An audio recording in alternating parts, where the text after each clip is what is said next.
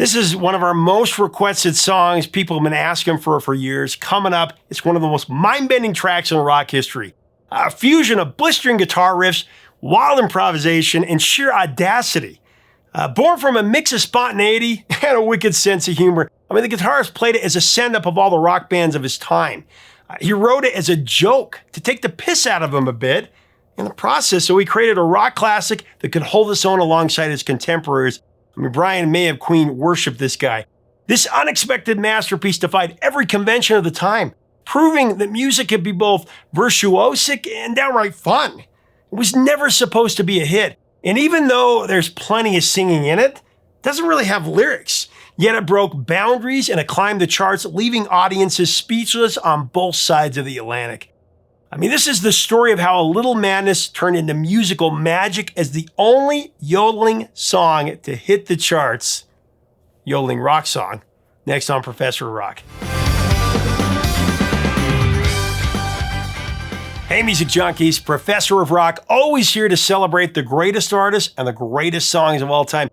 You know, if you ever had a hard time getting the straw into your Capri Sun back in the day, you're going to dig this channel of deep musical nostalgia. Make sure to subscribe below right now so you never miss an episode. Click the bell, click the notification. So it's time for another edition of our series, Bottle Lightning, where we celebrate a song that was king for a day.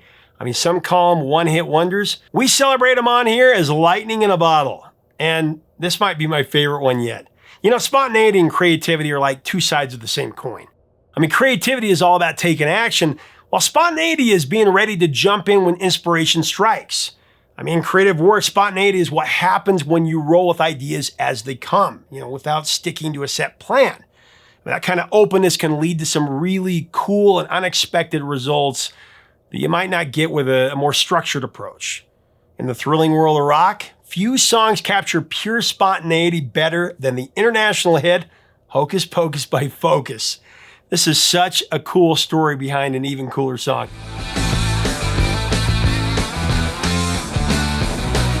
The wildly eccentric Hocus Pocus by Dutch prog rockers Focus is a masterpiece of pure improvisation that seemed to come out of nowhere, and it's the only top 20 rock hit to feature yodeling.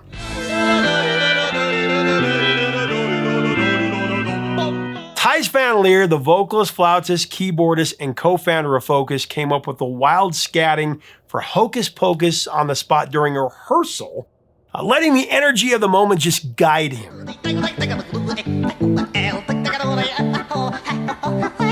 The band was so tight with brilliant song structure, it's shocking to learn that it was spawned from sheer spontaneity. Hocus Pocus, it wasn't recorded in a studio. It was created in the wing of the Groeneveld Castle in Netherlands. The castle was owned by Thijs van Leer's girlfriend Mary, and it was a gathering place for all types of artists, especially cinematographers. Now, the artists would meet there sometimes just to hang out and play chess. So the band rented an area of the castle for a little bit of cash, and they used the space to work on music. You could say that Hocus Pocus was created in a real magic castle. It's pretty cool.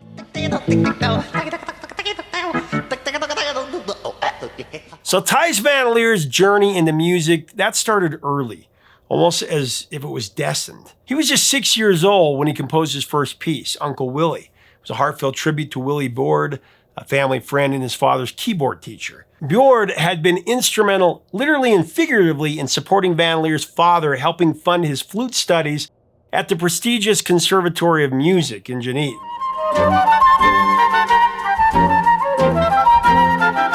By the time Van Leer turned 11, his father gave him a flute, and that was a gift that would shape his future, of course.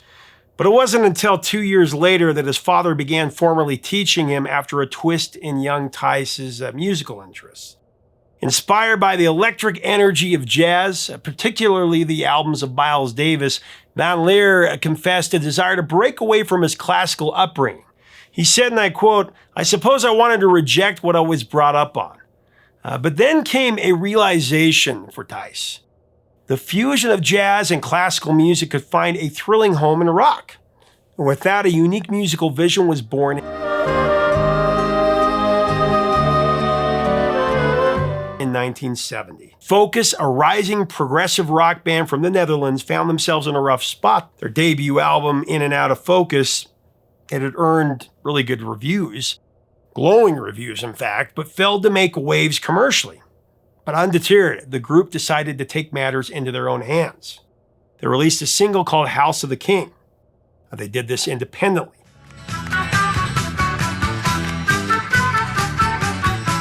By the following year, it was clear they needed to shake things up, though. With a revamped rhythm section, bassist Cyril Havermans, who left shortly after recording the next album, was replaced by Bert Reuter, and drummer Pierre van der Linden, the band felt the pressure to deliver something extraordinary. It was a make-or-break moment, and the stakes could not have been higher.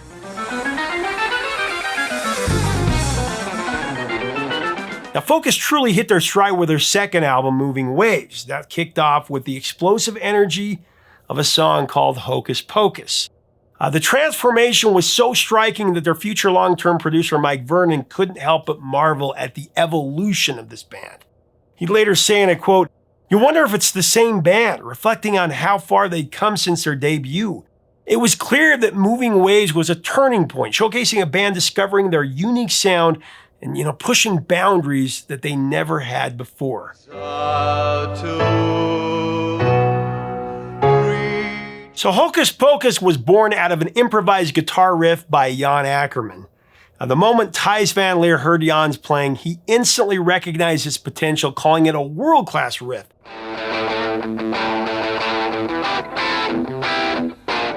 In late '69, Jan joined the Thijs van Leer Trio, a move that would mark the beginning of something extraordinary. The trio, which soon would evolve into the legendary band Focus, initially served as the pit band for the Dutch theatrical production of Hair. Their performance was so impactful that it was captured in a live album released the same year, laying the foundation for the band's future. Jan, with his unparalleled guitar skills, quickly became a revered figure among his peers. His talent, it didn't go unnoticed. In fact, he was hailed as one of the greats by none other than Brian May, the lead guitarist of Queen. Brian May, who often spoke of his admiration for Akkerman, referred to him as one of his musical heroes. There are many aspects of Jan's playing that made him such a heralded idol, including his incredibly fast rhythm strumming, his alternate picking, his legato, and his ability to somehow play rhythmic and lead parts together. He's amazing.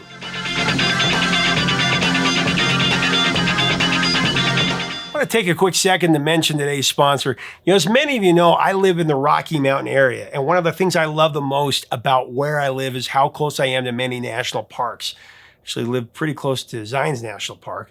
I love the adventure and the splendor of our national parks, and I found a really cool lifestyle brand called Parks Project that has funded more than $2.7 million in conservation projects across parks nationwide.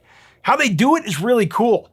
I also discovered that Red Hot Chili Peppers are a big supporter of Parks Project, and they've collaborated on the Red Hot Chili Peppers Parks Project Yosemite Collection. It's a limited capsule collection created to celebrate the 25th anniversary of the band's iconic Californication album. It's been 25 years. This collection contains a t-shirt with classic Yosemite imagery, a crewneck sweatshirt that blends the band's inspired artwork with scenes of Yosemite wildlife, and a 60 by 60 inch outdoor woven blanket with graphics from the Californication music video. It's a very striking package that will be a great holiday gift.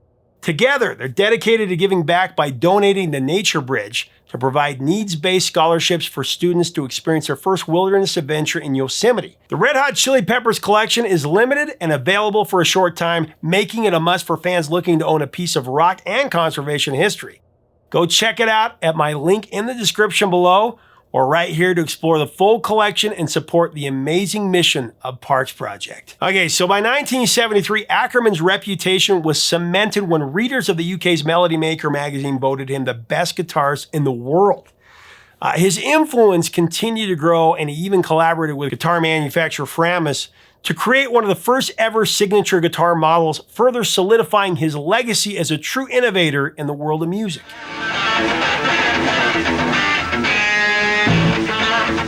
So back in the Magic Castle, the band members of Focus intended on crafting a rock parody of sorts, right?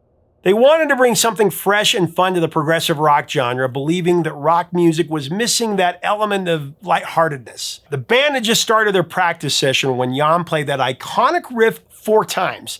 Then he just stopped. At that moment, drummer P.R. van der Linden instinctively played a solo for 2 measures. And then bass player Bert Ruder jumped in, and then came Thijs's improvisational yodeling.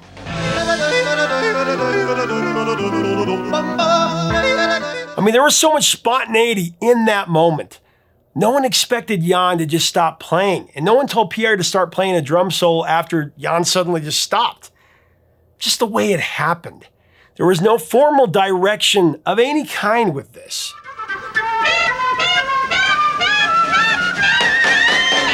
Okay, so it wasn't like Thijs was a professional or even an amateur yodeler.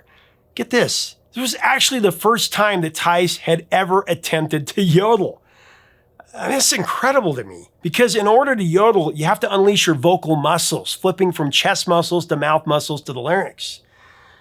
What Thijs did, it went well beyond what one would call a falsetto. It was all very manic. There are classically trained opera singers that can't do what Thijs did on Hocus Pocus. Now, when Thijs was asked how he came up with the inspiration for his yodeling and his scatting, his response was he was just rolling with the flow. He said, and I quote, "It must have come from heaven. Everyone considered it a very funny joke, but we found ourselves drawn to the song."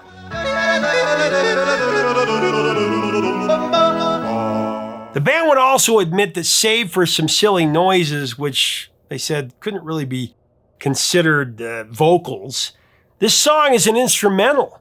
Now, in an interview with the British newspaper New Musical Express in May of '73, lead guitarist Jan Akkerman said Hocus Pocus was just a send-up of all those rock groups. He was just poking fun at all those groups, busting their balls a little, taking the piss out of them, and in the end, he created the ultimate rock song. I mean, Thijs's glass-shattering antics led to the only rock song to hit the top 20 to feature yodeling. It also has to be considered the most maniacal track to ever hit the pop airwaves. I mean, when you first hear Hocus Pocus by Focus, the only reaction you can have as a human being is, "What the hell is this?" That was my reaction.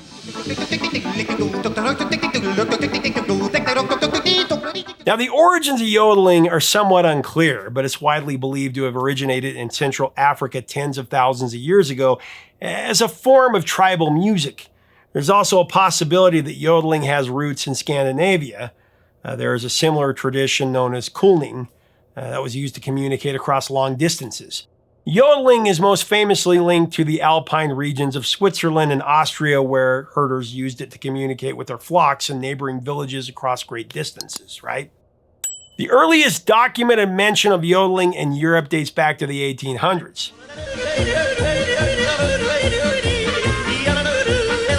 So in the recording studio, Hocus Pocus took shape as a rondo, alternating between a driving rock chord riff paired with short drum solos and a series of unique solo verses by Thijs. These verses showcase his eclectic talents, featuring yodeling, organ and accordion playing, scat singing, flute riffs, and whistling, which Thijs was also very good at.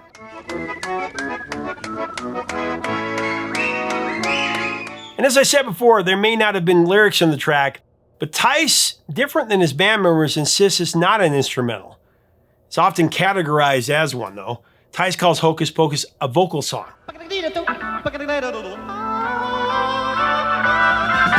The band was thrilled to be with producer Mike Vernon of Polydor Records. He was known for his work with Fleetwood Mac. Aside from adding all the crazy impromptu elements, the track came together in just a couple of takes, almost identical to the version they had originally conceived at the Castle. Since the song didn't really have, real lyrics, Thijs suggested giving the title that rhymed with the band's name. For a brief moment, they even considered calling it Crocus. After that, they decided that Crocus wasn't right. The band, they kept brainstorming, and they landed on the perfect title, Hocus Pocus.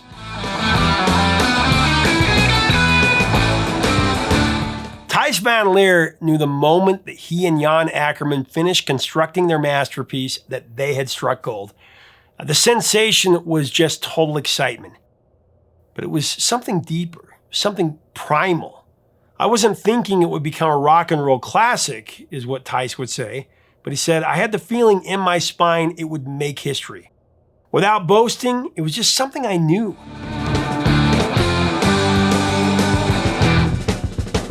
But like many classics, the journey to legendary status for Hocus Pocus, that didn't happen overnight. The potential for greatness truly took off when the band decided to trim the track, slicing a full 3 minutes off its original 6.5-minute runtime. That bold edit turned an epic jam into a single that packed a wallop and propelled Focus to stardom on both sides of the Atlantic.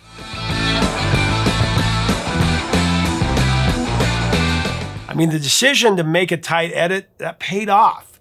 On its second release in the UK, Hocus Pocus climbed to number 20 and number 9 in their homeland of the Netherlands. Now, across the pond, the song soared even higher, cracking the US top 10 and peaking at number 9 over a year later on the Billboard Hot 100. With its blistering guitar riffs, its frenzied yodeling, scatting, and effing, that's what it's called, along with unrelenting energy, I mean, Hocus Pocus was not just a surprising, unconventional hit as a top 20 pop single. It made history as the only rock song that featured yodeling to achieve such a feat, as I said. Not a lot of yodeling rock songs.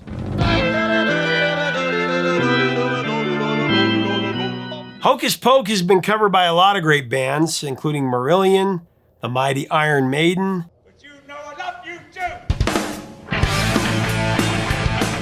in '84, California punk band The Vandals put their own spin on Hocus Pocus, featuring it on their album When in Rome Do As the Vandals Do.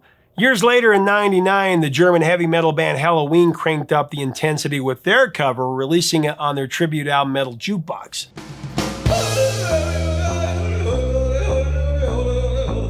Now, if you've seen the 2017 movie Baby Driver, you'll remember that Hocus Pocus was used for the chase scene in the suspenseful conclusion.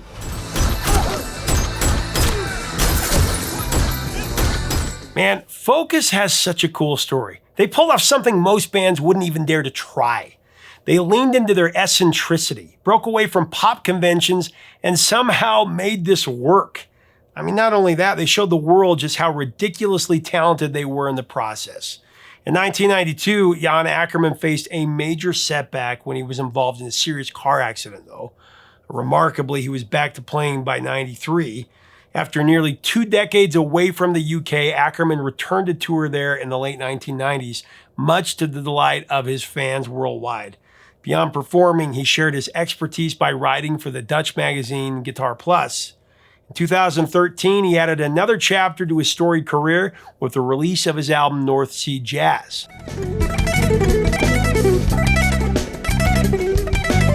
And the new millennium. Hocus Pocus found a fresh audience when it became the musical centerpiece of Nike's Right to Future campaign. This aired during the 2010 FIFA World Cup.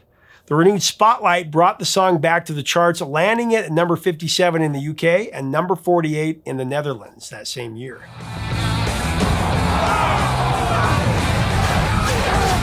Fast forward to today, there are 2 original members keeping the magic alive. Pierre van der Linden, he's holding down the drums, and the unstoppable Tice van Leer, a true master of rock and roll improvisation. He's still at the heart of it all. I remember the first time I heard this song. I mean, my dad played it for me. I must have been like 10 years old. I could not believe what I was hearing. It was unlike anything I'd ever heard up to this point. There was nothing like it. I said, Dad, what is this? He said, it's Hocus Pocus by Focus. Now, I misunderstood him. I thought the name of the band and the name of the song were the same thing, like Bad Company. It wasn't until I was a teenager that I figured that one out.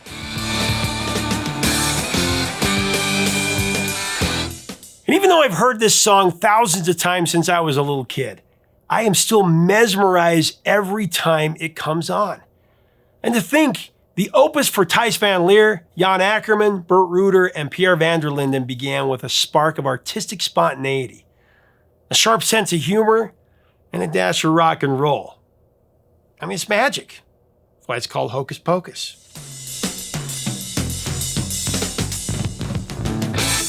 Leave us a comment about this rock classic, Hocus Pocus by Focus. What are your memories of the song? What did you think the first time you heard it? What do you think about the story and about this band? Let's have a great discussion below. What other songs should we cover that are just sheer spontaneity, that are so great? Let's have a great discussion. If you like our content, we invite you to subscribe. We would love to have you as part of our community. Until next time, 3 chords and the truth, my friends.